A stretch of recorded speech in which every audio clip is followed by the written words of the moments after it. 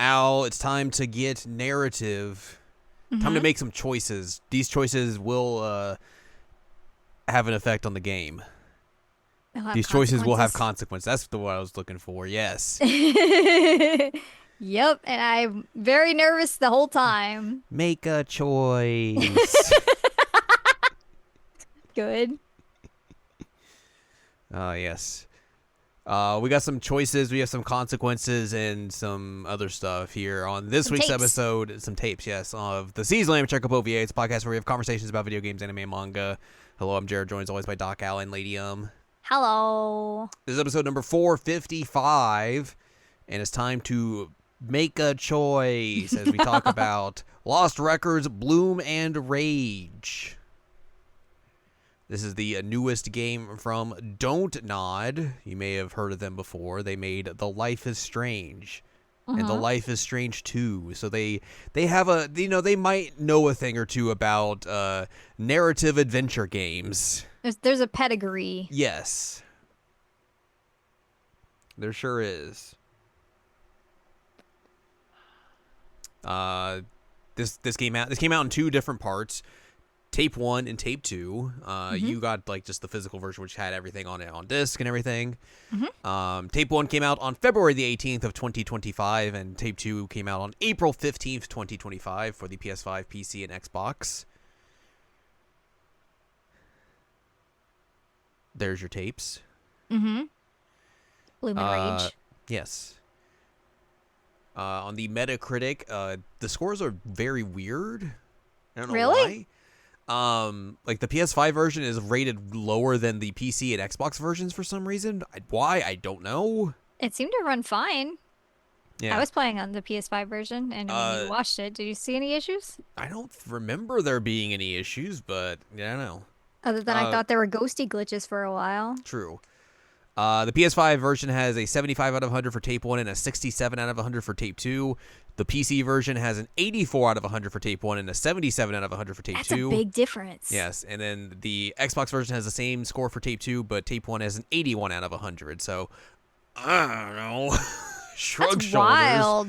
Yeah, That's a big difference. I would have to wonder it'd be performance issues or something, because like that's such a big fall off from the other versions. But either way, I didn't notice any performance issues when I was playing. Yeah. But I'm also like, pretty easy to please when it comes to that kind of stuff. But I mean, like, again, you watched me play, so did you notice anything? Not that I remember. So there you go. Let's talk about the development of this here game. Okay.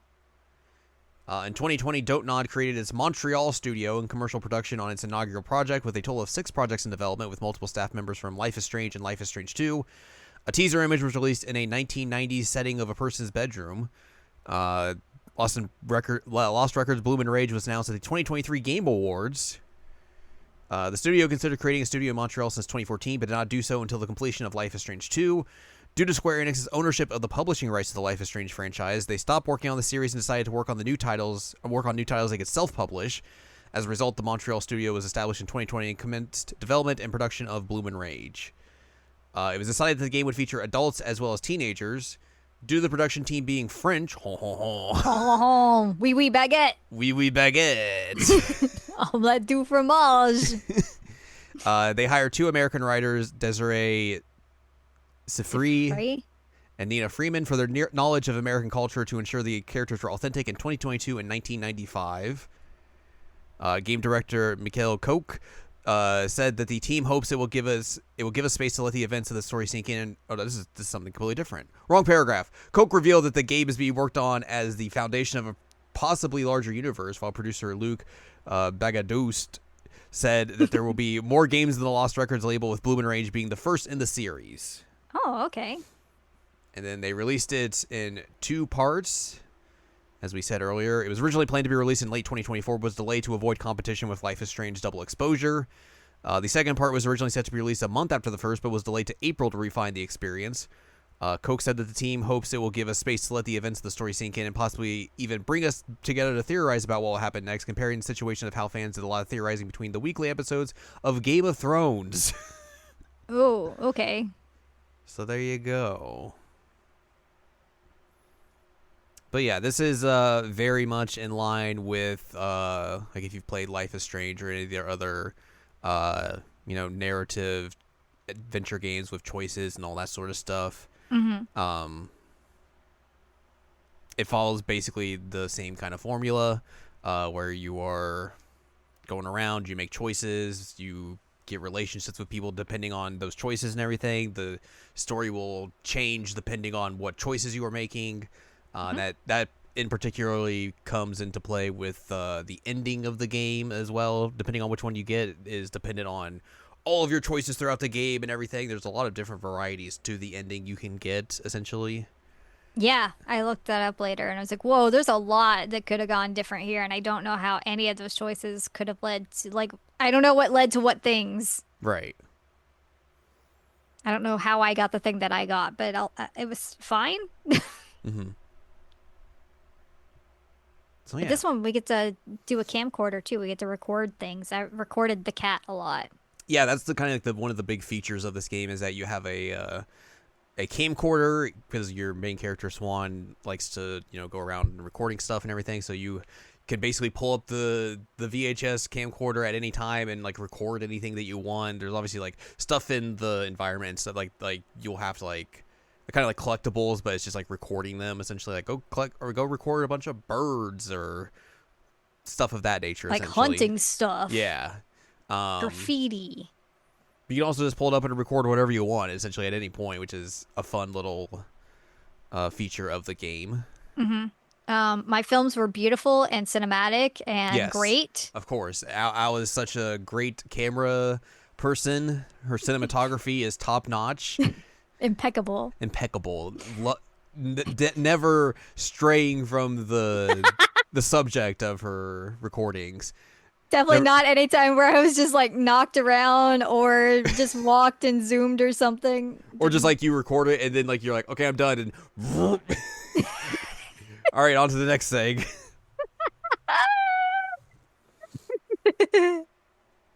I did a great job making films. You did. I think my favorite was the Moth Girl one where I got moved when I was filming it because the character ran into me. You're I like, was like, should I reshoot this? Like, no, no. definitely not. I just was going away. Goodbye, Moth Girl. Very good. It was a lot of fun. Yeah, but yeah, you go between two different time periods in this game where it is set in the the present time of 2022.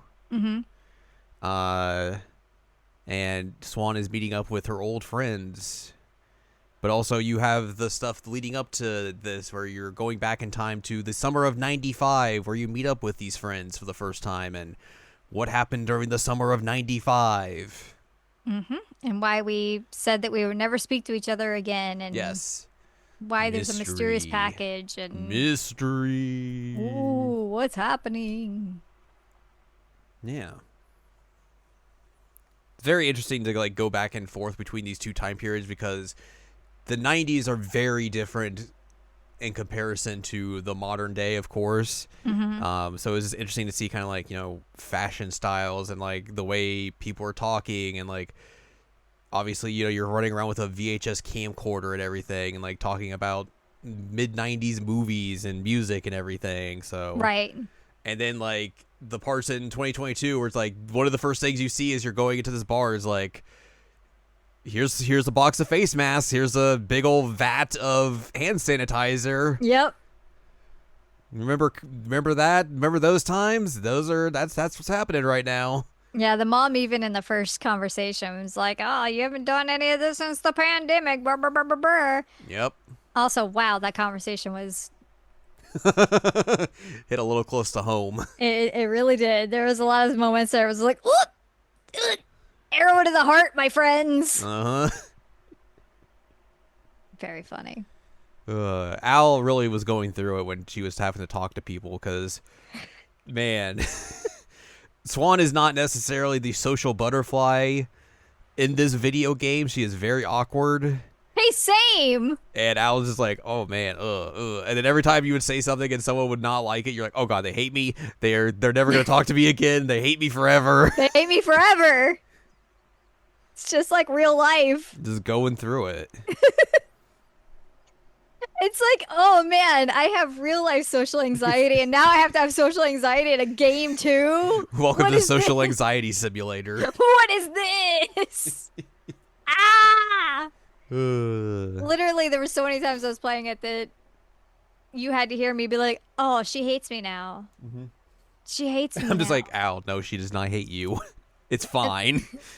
Although there was the one time that I just completely reset it because I made the wrong choice, and it was like, "Oh, nope, can't do that. Gotta," because I accidentally clicked the thingy when I was not supposed to say something. Oh, right. I was like, "Nope, nope, we're checkpoint. Let's go." Can't live with that choice. Mm-mm. Mm-mm. So yeah, that was a lot of awkwardness. Oops. Oops, magoops. But yeah, you led through this game. You were the player. I was the watcher. Mm-hmm. It's a weird way to put it, Observer. but yes, I observed. You were a participant, though. You helped me Yeah. make choices. Yeah. What did you feel about this video game, especially as like you know we've played Life is Strange, Life is Strange 2. How did you feel this was as like differing from those games, but also kind of like an evolution on those games, essentially? Okay, so the first thing I'm gonna say is gonna be kind of controversial. So I've never been a big fan of Chloe, Right. and I liked all of these girls so much better. So I mean, we're also like the rarity of people who think Life is Strange 2 is very, very good. it is and better very than good. the first game, so It's so much better than the first one. But yeah, like I really, really liked all these girls. I liked the stuff that they were going through. I love that they had like real, they felt like they had real feelings and Mhm. even, going to the future versions of the past version. So like, oh man, I can't believe I did that in 95. That's so Yeah. embarrassing. And I'm like, yeah, I know how that goes. I definitely know how that goes. But, they didn't feel like, for one, they all felt very like individual. Like they didn't feel like cookie cutter versions of characters, like archetypes and that kind of thing. Sure. Um, but they did feel like very realistic for like 16-year-old girls. Like obviously I wasn't 16 in 95, but I was around in 95, and I was also at some point a 16-year-old girl. So yeah, I get a lot of it. Obviously this one's got like some lower stakes at points. Sure. Like,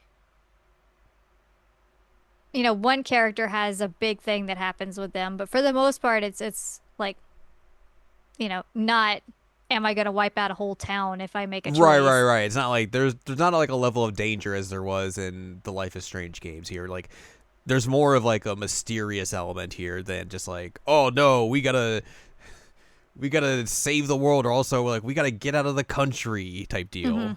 Yeah. Um, our dad's dead, and now we have to get out to a different country, and also like racism and immigration issues are all over the place. Woo! So the stakes did feel a lot lower, but it just felt like a pretty grounded game. Sure. And I didn't mind that No, at all. I think it's totally fine. Um, and I mean, even some of the side characters I think were fun, like the two in the bar. I liked them a lot, even though the one man what was his name, Gus? Yeah. He was really close to me all the time, and I was like, oh, you gotta back up a bit. But I definitely related a lot more to Swan than I have like the other Life is Strange pro tags. Yeah. So that may have helped a lot, but And it may also be recency bias, but I do think this is one of the better of these games. I would put it up there with Life is Strange too. I think one of the interesting things for me that like I guess it's kind of a subtle thing that you may not like really like lock in on or anything like that, but like I feel like when you play a lot of games or like that feature like teenagers and all that sort of stuff, Hmm. um, they're very clean. Yes. They have like no blemishes or anything. They're very much just like I mean that's just kind of like how a lot of characters in video games are. Hmm. It's probably just much easier to design characters of that way in that way, not sort of Right. thing. But this, like, when they go back in '95, like they look like teenagers. Like, you know, they're dealing They with have like acne. they have acne, they have blemishes, like all that sort of stuff. It's like this is what teenagers look like. This is Yeah. very realistic. And I was like, wow, I can't remember the last time I've seen like a game depict teens like this or like just characters in this way. So I thought that was like a really neat thing that they went ahead and did with this. Yeah. And I think it And just also helps it make it more realistic in a way. I was gonna say on the same note, like they do actually talk more like teens than a lot of games tend Yeah. to do. Like a lot of times, when you're playing as like teenagers in games, like they throw in like really weird slang that doesn't feel like teenagers, or like the writing feels very much like, "I, hello, how do you do, fellow kids?" You know? But yeah, because it's adults writing for teenagers, so Right, right. And so I didn't get as much of that here. I'm sure there were a few lines that I was like, but like it felt more realistic of like these are four teenage girls mhm. than like these are four 46-year-old men writing for 16-year-old girls. Right. I don't know if they were 46. I'm just giving a number. But I thought So all I that like that. was interesting, yeah. Hmm. Um and it was also just fun to see kind of like all like the references they would throw into like the stuff that's happening in 95. Hmm. You know, like your X-Files fan fiction, you know, Dumb and Dumber's coming to the movie Dumb and theater, or Dumber's coming to the the video movie rental riddle. store. Yeah. Gotta Like return Dark Crystal. there's that list of like what Swans like watched over the summer of '95, which is very funny. Um, there's also a lot of references to like feminist punk rock Yes. scattered throughout, which is I think it's interesting as well that like one of the plot points of this game is that like they get tickets to go see Bikini Kill, but they didn't license any Bikini Kill music in this game at all, even though like that's a huge plot point. So I thought that was a very kind of weird Yeah. discrepancy. But I wonder, like, obviously, like, you know, Don't Nod is, you know, self-publishing now and kind of just like doing their own thing. So I like, you know, you have to weigh the cost of like licensing music and everything, and that's not going Right. to be cheap, even if it like, you know, it is a like a lesser known punk group. But even still, like that's gonna cost some money. So like, I thought it was interesting in the way it's like they're bringing them up a lot, but they have not even like there's no song or anything in the background. They're, like it's never credited or anything. So I thought that was just like it's like that's interesting. But Yeah. yeah, um, so you get a lot of that stuff, especially like you know for people like us who grew up in the '90s. It's a lot of stuff like oh yeah, you know this makes sense. Like you know the moth girl thing is like a weird Furby. Mm-hmm. She's got her fake Tamagotchi. Yep. The idea that like these are just teens running around in the middle of the woods with no adult supervision because parents are just like whatever. I mean, I did the same stuff. I would like wander off and make little like clubhouse type things. Yeah, I mean, mine wasn't as cool looking, but I'd still do it. it was just like I mean obviously like you know are the people who listen to our podcast are probably also people who are like you know grew up Generally same age group. generally in our same age group. So like they obviously know like you know the '90s were certainly a different time period than they are now, where you know I think parents just let kids have more freedom in general, but like obviously as the 2000s rolled along and other stuff happened in the greater scope of the world, like that leash kind of got more tightened as the years progressed. So like that's not necessarily as much of a thing as it was back then, but Yeah, you definitely can't have like kids who walk home from school in the afternoon and then just like stay at home by themselves until you get home and as long as you're back by dinner or dark or whatever, you're good. Like that Yeah. doesn't happen anymore. Like it's like CPS called on you now. But also, like, it's probably also a thing of, like, less internet access and all that sort of stuff. Yeah, yeah, yeah. So, Totally. I mean, like things have obviously very much changed. So, yeah. but it was kind of nostalgic to be like, sometimes you just like roamed off and did your own thing, Hmm. and then you got bullied. Yeah, you sure do. Ugh. Um, so yeah, I guess, for clarification, like we said, you play as Swan. The girls you meet as friends are Nora, Autumn, and Kat. Mhm. And then you're also dealing with Kat's sister, Dylan, and her boyfriend, Corey. Oh, he is real. Corey is basically the dude who thought he was a big shot and basically sticks around the town, and like he's the guy, like the 20-year-old guy who like stays around the high school all the time as Yep. well, Yep, and that's still him. thinks he's really cool, but like he's also kind of dirty. And you're just like, ugh. And he's like riding around on his dirt bike all the time. With his tribal tattoo. All his tribal tattoos. Yeah, that dude's a scumbag. Which I think it's like it's a good thing as well. Like they make this guy into being just the biggest you can think of. He's just a piece of He is a piece of with like zero redeeming qualities. And they make no bones about trying to do that at all, like redeem him or anything. Like, he like the first time you meet him, he's bullying Swan. He bullies the rest of her friends and everything. He's abusive to Dylan. Mm-hmm. Multiple times they've said he's been violent with her, and basically just like trying to get like an end into her family and everything. And it's like, ooh, Yeah, he's scummy as hell. he is very scummy. And he's kind of got like Norman Reedus hair. He definitely would have some very greasy hair, Oh yeah, 100%. riding around in his wife beaters all the time. Ugh.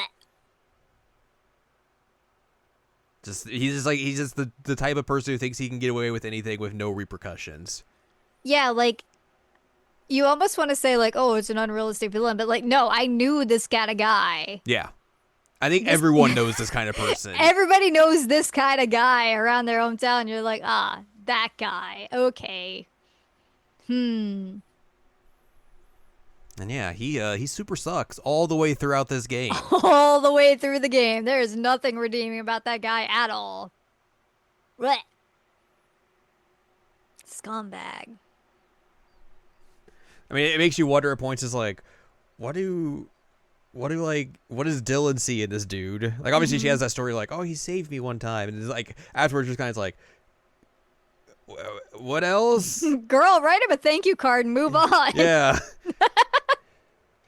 And then like, what do the parents see in it? But like, there's also that conversation where like, I think it's Dylan talks about like how her parents always wanted a son, so like they just Yeah. like somehow he's pulled the wool over these parents' eyes and is like, oh, he's such a great guy. He's gonna work for us now, and we're gonna go hunting with him and everything. I think it's because he takes an interest in their, um, I was gonna say farm, but that's not the right word. The Their ranch. their operation, their Yeah. ranch. I think because he takes an interest in it, and they're like, "Oh, well, you're a guy." And also, Um, he's like kind of he's a Midwestern redneck, yeah, which also is going to help. yep, yep. So So, we can go hang around with all the old guys who are going to be racist out hunting deer. woo, woo. So I think that's probably why he has such an in. Yep. Even though everyone hates him. Everyone hates him, and deserved. This very deserved. Man, he sucks. He sucks so bad. At least Dylan has moments where she's like redeemable. Yes, where she's like, Ooh, ooh, ooh. But even then, like, there's times where she just also falls in line with what he's doing and is like, is Yeah. also really. Yep. Yeah, there's a lot of times where I'm like, come on, girl, have some self-respect. But again, I think that's also a thing of like, she's probably kind of fearful of this dude after like, he's Yep. beat her up a couple of times, and then Yep. like you see later on in the game where like, she's got a bruise on her forehead, and everyone's just like, uh-oh. Yeah. And they're like, oh, that's not the first time that's happened. Yeah. And especially with how violent he gets towards like just Swan and her friends, it's like, ooh, Yeah. Yikes. It was pretty gnarly. That guy sucks. He super sucks. But sometimes stories like this need people who just super suck. Yeah, they really exist out in life. Yeah. So like, yep. That's how it happens. Mm-hmm.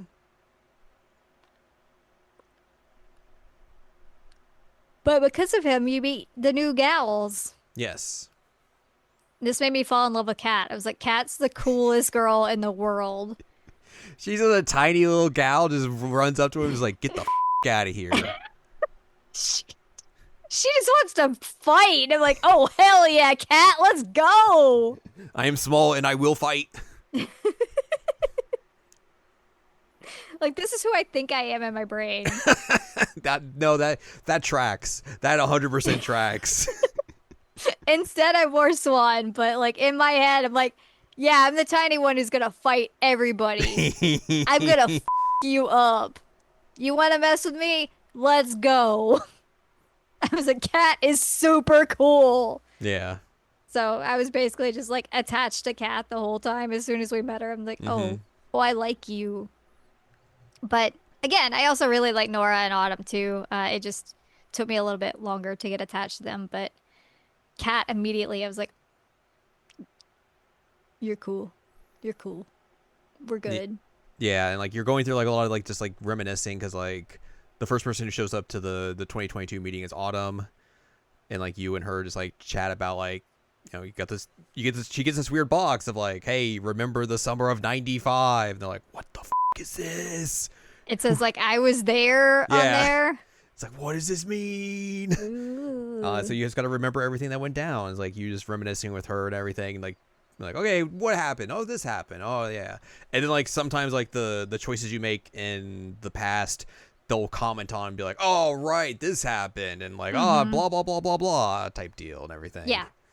But yeah, like you mentioned earlier, like all the girls are, I would say, kind of different from each other, but like they have unique personalities from each other to make them kind of all stand out in different ways, which makes it obviously more fun. Yeah.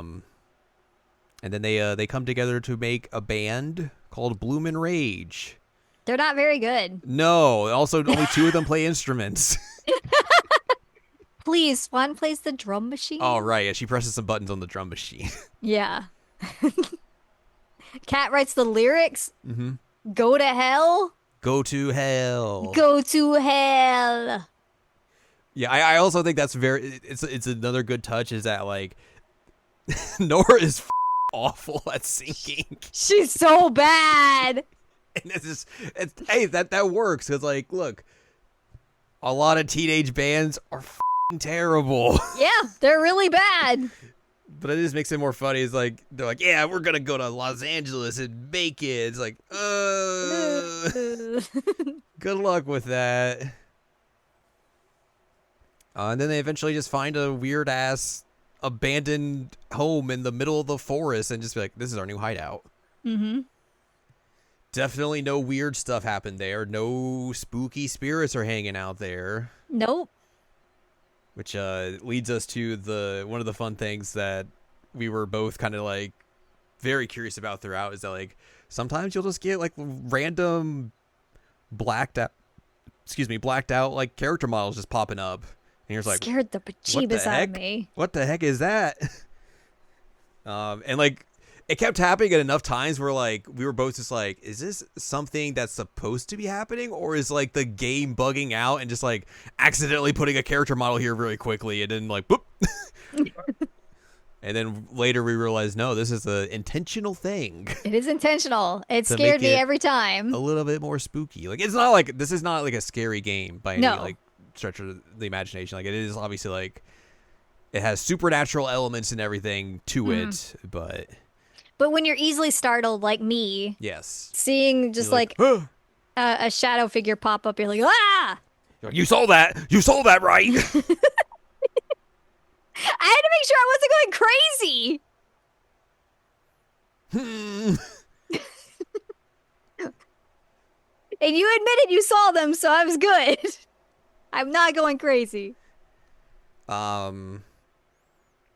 Eventually, Nora shows up in the present day. Mm-hmm. Everyone's all looking very different from when they were kids, because obviously, like, this is 27 years. 27 years since 1995. People are going to look different, Mm-hmm. and they have not Nora, seen each other since 95. So right. Nora's got like white hair now or gray mm-hmm. hair now. Her acne's cleared up. Uh, Obviously, she has a piercing wherever you told her to get a piercing in mm-hmm. 95. Yeah, Um, like you learn that like Swan works at a little bookstore. One of the plot points in the game as well is that she's going to eventually move to Canada at the end mhm. of summer, and she's like, "Yeah, I've just been in Canada this whole time. I work at this little bookstore. I got a cat. Writing a Here's my cat. story." Autumn's working. She lives in Atlanta now. She's got a Mhm. kid. She works at like She's like a social worker yeah, for yeah, like yeah, abused women. yeah. Um, and her work's like constantly calling her during this meetup. Hmm. And then Nora's is like a fashion influencer now. Yeah, with a wife and two kids. I think that's the case. Yeah, Yeah, I remember at least one kid, but I know she had a wife. yeah. I So think like it's two kids. they all have very differing opinions about this box, and they're like, "This is very weird." Yeah. And the whole time you're like waiting, like you're like, okay, well here's the three of them. When does Cat show up? When does modern Hmm. day Cat show up? Hmm. And then like the cliffhanger of the first tape I should say is like, oh, she's dying because they do their own first live concert at like the bar where they're at now, Hmm. but in the past, and everyone is very upset by this. And Kat gets very mad, and then they realize, oh, she's got a nosebleed and she passed out, and they're like, oh, she's got leukemia, by the way. Yeah. Oops, but goops. Also, just a little minor thing we've kind of glossed over. There's a big portal in the woods. Yeah, just hang out with the big portal in the woods, of course, Yeah. where They you also make do your blood packs your and blood everything. pact. Yeah. Yeah. Go to Cool. hell. Go to hell. So yeah, that's part of the supernatural element, is that there's this weird giant abyss that just opened up in the middle of the forest, and they threw in stuff to make wishes and everything, and like I guess it worked. So yeah, that's all weird. Hmm. And then the second tape basically opens up with them realizing that it was Kat that sent them the box, and they're like, did she stay alive or something? Is she alive? What the heck? Because like they obviously don't know, like, how did this box get to us if it's from her? We thought she died.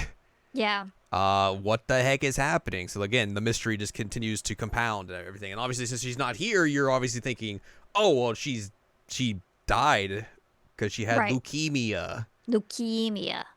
Um, and it's the '90s, so and nobody can remember why they stopped talking to each other. yes, But yeah, 90s leukemia and a kid, like probably odds aren't very very good. good. So yeah, like the rest of this tape is basically them trying to like, okay, we got to figure out exactly what happened to cause the whole promise to happen. And then also, while you're doing this, you're going back in time and reliving things. Like, you're also in the present trying to keep both Autumn and Nora at the bar to see this through, essentially. Mm-hmm. And that can go in a variety of different ways. So where you had just Autumn stay, Nora left. You could have the opposite of that, where Nora stays, Autumn leaves. You could have both of them leave, and you're just by yourself and have to figure this out, or everyone stays and confronts this whole thing together. I was Type so deal. mad Nora left. I was so mad at her. Yeah, but it seemed like getting her to stay and all that seemed very difficult, especially on a first playthrough. Yeah, I feel like you kind of would need to have a guide to know the Yeah. choices to make her stay. Hmm. But Because yeah, Autumn, you have like the whole first tape to yeah, like bond with and get get her affection up and all that stuff. And like her choices are mostly okay and easy to figure out, except for the ones where I picked it and she hated me immediately. But there were enough that I could balance it out and like she was happy with me, but Nora was a lot harder. Yeah. But again, like, you barely have time with her, so it's just like you Yeah. have to get things right, or it's just like, uh-oh. She's out of there. Yeah. And then just some more wild happens in the second tape because everyone kind of splits apart after the leukemia reveal until Hmm. they finally are able to come back together. That is also again dependent on your choices and everything if everyone comes back together or not. Um, Yeah, because you can like get Autumn to like what I did was Autumn was having like a panic attack. yeah, and you can help her through that essentially, If or you just help be her like, through it, then she's like, oh. I'm cool now. We're good.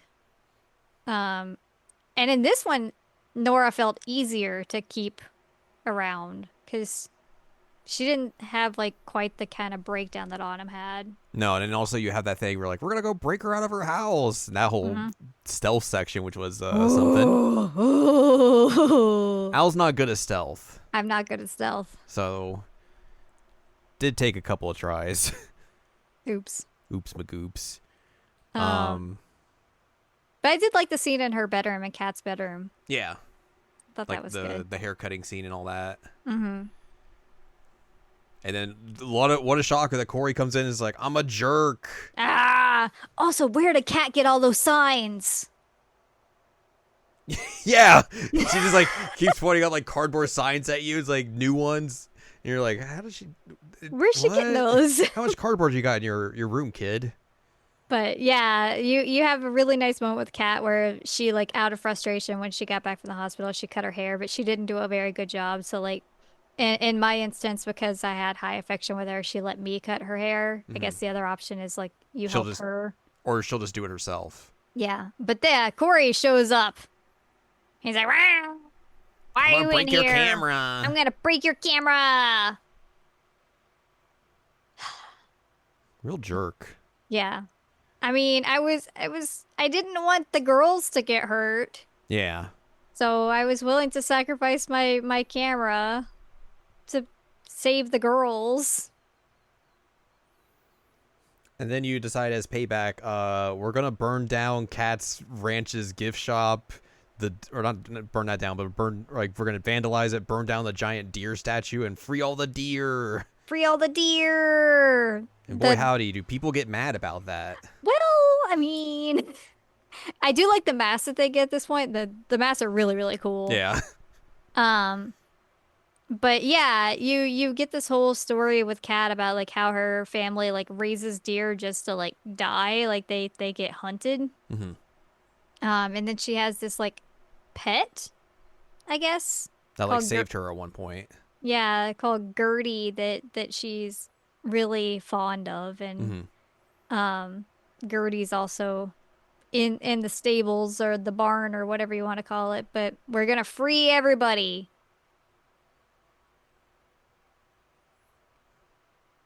Or attempt to, at least. Yeah. Well, I got all the deer out. You did get all the deer out. Just took a little bit. Mm-hmm. And then you gotta run a Corey lot. gets gored by one at one point. Yeah. Which of course Deserved he it. takes very well, you know. Yeah. And then like you go back to your little cabin in the woods, and then he just like, I'm gonna set this on fire. Yeah. Like, oh, I'm gonna cool. commit crimes. These kids are locked in here. What if I set this on fire? What if I kill him? And Dylan's just like, what are you doing? What is wrong with you? Yep. And the choice that I made allowed us to get out. Autumn was injured in the process, but we were able to get away from Corey. Mm-hmm. Which leads you to the big kind of like ending choices, or like kind of like Mm-hmm. the ending setups here from what your choices have been. Mm-hmm. Because there's a lot of different ways that this could go. Mm-hmm. All of them basically involve Corey falling into the abyss. Yep. Deserved. Sucker. um. So yeah, like when you get there, either Corey gets very mad or Kat will become possessed, and you have to like either stop her or let her just do her thing. Um, yours, you had Corey get very mad. Mm-hmm. Um, and basically you tried to protect Cat from him. Mm-hmm. And then Nora just pushed him into the abyss, and we're like, Yeah. whoa. So yeah, that's one of the ways I could go. Where like, I guess either one of the girls could push him in, all of you could push him in, or just like the abyss will just like yoink him Yoink. into it. And then if Cat gets possessed, like she could just throw him in there, or he will drag the both of them into it. Oh, I'm glad that didn't happen to me because that would have made me real upset. Yeah. There's also one where Dylan will help Cat push Corey into the abyss. Oh, that would have been satisfying, Yeah. actually. Whoa. And then the abyss closes up, and then they are like, "Oh God, that happened. We can't talk to each other again because of this. Uh-oh." Uh-oh. Like, guy might have died just now. Yikes. Ooh. So they have to make a pact to not talk about it, and Mm-hmm. then Kat just disappears if she's there, which Yeah. she was for me. So she just, bloop. It's like, oh, goodbye. And then you come back to the present where Goodbye. like you're able to finally unlock the box because you Hmm. remember the way the lock is from that time period and everything. And then basically it's just like a time capsule from Kat. There's a big letter from her like, "Hey, if you're reading this, I'm dead." I'm dead. And it's like just a bunch of stuff from 95 that you're also like, some of this stuff got lost in the abyss. How is it here? Yep. Also, supposedly you're supposed to find missing posters of Corey and Kat. Oh, I don't didn't see remember those in you there. finding, but apparently that's a thing as well. You'll find in there. I did not see that. I don't know Yeah. how I didn't see it. The Swan gets her camcorder back as well, and it's still broken. It somehow still works despite it, having been turned on since 1995. Yeah, it's fully charged. Yeah. Um, and then again, depending on who's with you or what's happening, you'll get different outcomes of what happens afterwards. Hmm. Where like, if she's by herself, she'll just go to the cabin and be like, hang out. If she's with Nora, she'll go to Nora's house. You got with Autumn where they just hung out at the video rental store. Hmm. And if both of them there, they'll perform the song at the bar before they leave. With I think all those as well, they're performing the song, the Bloomer The Rage song. song. But like that one, they'll actually do like the live performance at the bar and then leave. Oh, okay. And then you watch. There's like a video that you watch that like is the music video, but then at the end it's like Cat on there being like, "Hey, you should come find me." And someone's like, "Yes, let me go to the abyss. I must go there and see what happens." And oh God, the abyss is open. And she's like, "Well, I'm just gonna jump in." And Yep. you're like, "Huh? Huh? Excuse me." And then I learned by looking up later that all of the like shadow figures throughout were either Corey, Cat, or Swan as an adult. Mm-hmm. So all of the shadow figures that you see are people who are in the abyss at some point. Yeah. So that's interesting. Mm-hmm. I don't know what that means. Yeah. But also I learned that like some of the things that happen in the story are done by the shadows. Like there is a point early on where like a clown standee gets knocked over, Right. and apparently Corey's shadow does that. Huh. Which again, what an even as a shadow figure, he's scaring me and doing dumb stuff. But that's interesting that there is like actual interactions with these like shadow figures that like they do things, Right. but it's always one of the three characters. Or in one case, they're outside the bar and it's all three of them together. Mm-hmm. Hmm. But yeah, it's an interesting little cliffhanger to leave on. Be like, how would this get all resolved and everything? And I guess if they're making this into a franchise, potentially we would see what that means and everything, or they'll just do something else entirely, like they did with Yeah. Life is Strange. So we will have to wait and see how that all shapes out. Yeah, I mean, I would be intrigued to see what happens with that story if there is something that happens with that story. Yeah. Because like, is Kat still 16? And Right, yeah. in the abyss, is she like healed now? Like, would she get out and need to get treatment? Which I guess now would she'd be able to get better treatment? A lot of questions. Yeah. does getting her out free Corey? Is the Abyss good? Is it bad? Is it neutral? Like, I don't know. I don't either. I mean, they did want revenge on Corey when they were talking to the Abyss and threw in stuff. Yeah. So the blood pact technically worked? Yeah, blood pact. Hell yeah. Go to hell. Go to hell. It was fun. Yeah, this was a fun little thing. I'm glad Dontnod is still making these types of games. I mean, they've obviously made some other non-Life is Strange games in this style as well, but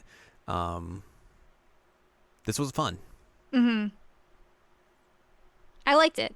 I Yeah. liked it a lot. I felt like this, like I said, this is probably my favorite next to Life is Strange 2. Mm-hmm. I don't know, cool little grungy girls doing their things. Yep, Which also I romanced Kat you did. because she's cool as hell. And then she 'Cause disappeared. And then she disappeared. But at least I got to dance with her and smooch her. You did get to awkwardly dance as well. Yay! But you do get to have a like dependent romance if you get high enough affection and make the like love choices, I guess. Right.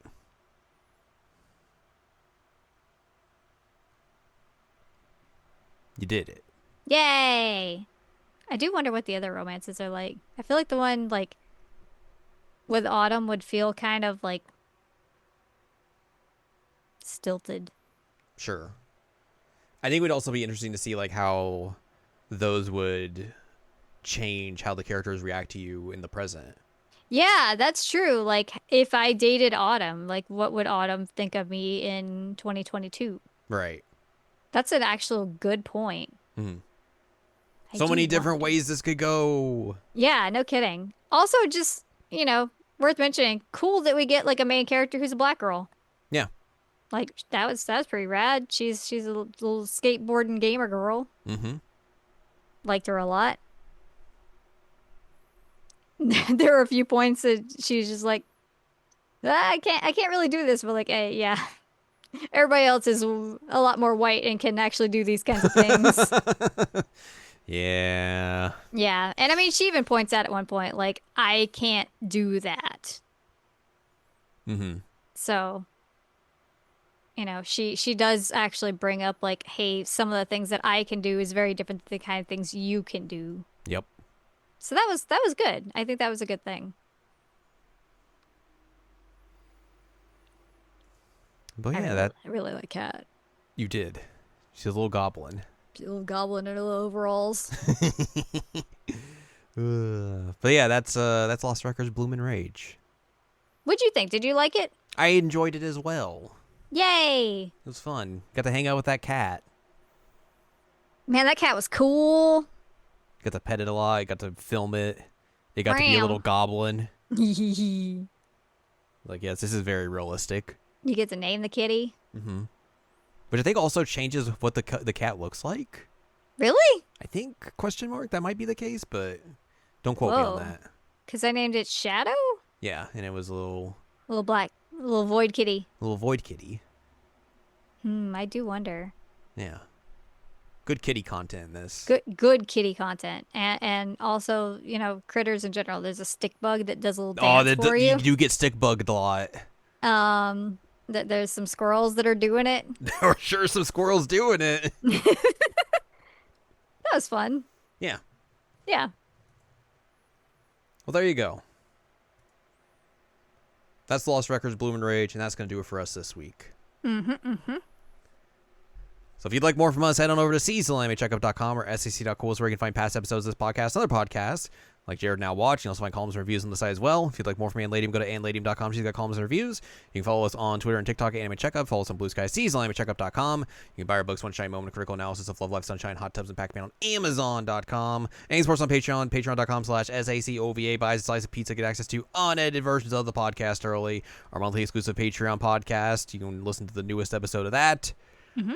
And there's a whole bunch of other bonus content on the Patreon as well. It's all good stuff. You should definitely check it all out. For sure. Yes. Next week, it's time to go hang out with our good buddy Rohan Kashibe. I'm so excited. The next iteration of the live-action adaptation of Thus Spoke Rohan Kashibe will be out with the Attic Confessional film, and we're going to watch it and see what's up with that. I'm so excited. I'm sure it'll be very silly and dumb and good. I am 100% certain of that. There will be some good interactions in that. Yeah.